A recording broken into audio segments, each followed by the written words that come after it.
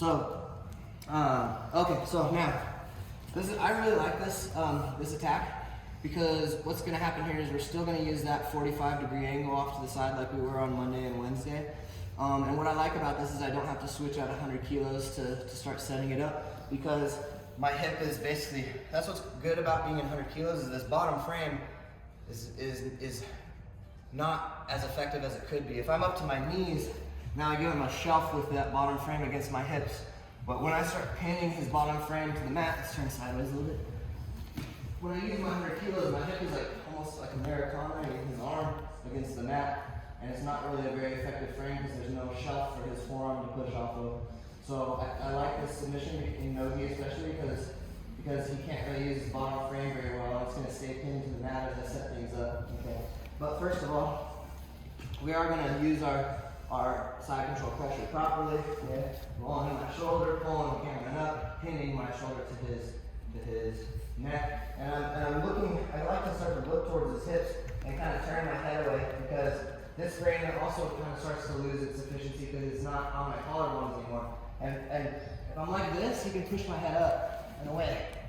But if I look away, he can only like really push my neck, and he can push me a little bit, but it's not as effective because that's not the plane I'm on anymore. I'm on this 45, right? So now, I'm going to swing my arm over, and I'm going to pinch my elbow to my pocket. Now I'm going to bring my hand, I'm going to stretch my arm, but I keep my elbow pinched as I stretch my arm, by the way. And I flatten my hand against the mat, and I sweep the mat until my hand turns over. And look how that brings my arm right underneath Cameron's neck. In the same way that our triangle had no space in between the knee pit and the neck, that motion that I just did, in addition to pinching my elbow, makes it so there's no space in between my bicep and Cameron's neck. And you'll notice how my finger now, my middle finger can touch my hip bone. That's how I know I did a good job, is that my middle finger just touched my hip bone without me making any adjustments. Now I'm going to roll my wrist so that my blade is up as I slide my chest back onto Cameron's AC joint. Okay? And so now there's a decent amount of pressure on the choke. I'm going to start to hide my head off to the side of the ribcage.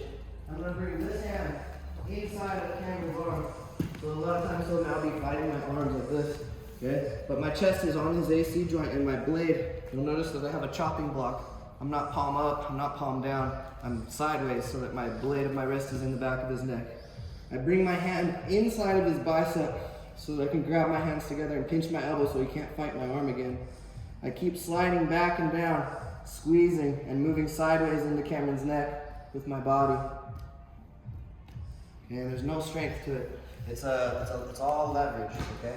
I am squeezing, but if I could stay there for 10 minutes, not blow my grips or anything, because I am squeezing, but I'm mostly moving my body like a squeegee along the mat, making him push his neck into the choke, okay?